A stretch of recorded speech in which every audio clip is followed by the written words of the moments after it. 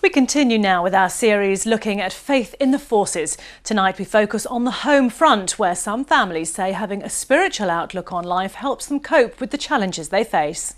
Lady Danett, whose husband is head of the army, tells us how her Christian beliefs have strengthened her through years of keeping the home fires burning. She's also president of the Army Families Federation and says the military could do much more to prevent the breakdown of marriages. To me personally, having a live faith is important. It adds a different dimension, and I particularly can't really imagine how I would have coped with all the stresses and strains of the military life without that faith. People do, but for me it's a really sort of essential ingredient, I guess, of who I am. I know how difficult it is, because actually everybody assumes that Richard and I have always been in this elevated place that we are now. That isn't true. I married Richard when I was 22, he was 25, and we had some really tough calls when we were younger. 3 small children, then eventually 4 small children, but some lonely times when Richard was away, and there is always that real fear of a knock at the door, and one can't get away from that. I don't think it's any easier necessarily if you're a Christian. That same fear is there, but I think there's the knowledge that you won't be dealing with it on your own, that there's a stronger force that will be taking away some of the pain, anxiety for you.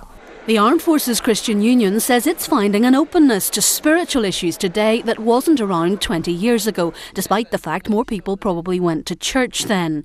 And it runs practical initiatives to help shoulder the burden on families. In Germany, we will have a weekend, there might be 30 or 40 wives that come together. Many of their husbands are away on operations. And what we do is we encourage them. We look after their children for them. We give them a break. We help them share about what is going on in their lives. You know, sometimes people just need to offload what is on their heart. When the men go off on operations, in some ways there can be an adrenaline rush. It's what they're trained to do. There's an element of excitement in it. But for the wives, you know, they're having to run the home, routine, sometimes mundane things that they're having to do, and it can be difficult. An increasing casualty of war is the military marriage. Lady Danett, who's a Relate counsellor, is incensed that husbands and wives don't get free relationship support in the UK, but they do in BFG. In England, apart from one free session, we're looking at upwards of £40, £45, £50 a session. I know of no other country. I mean, when I've been out in the States or out in Australia, they find it absolutely incomprehensible that we allow these young men and women to return from the front line, and then we're expecting them to pay for their own relationship counselling.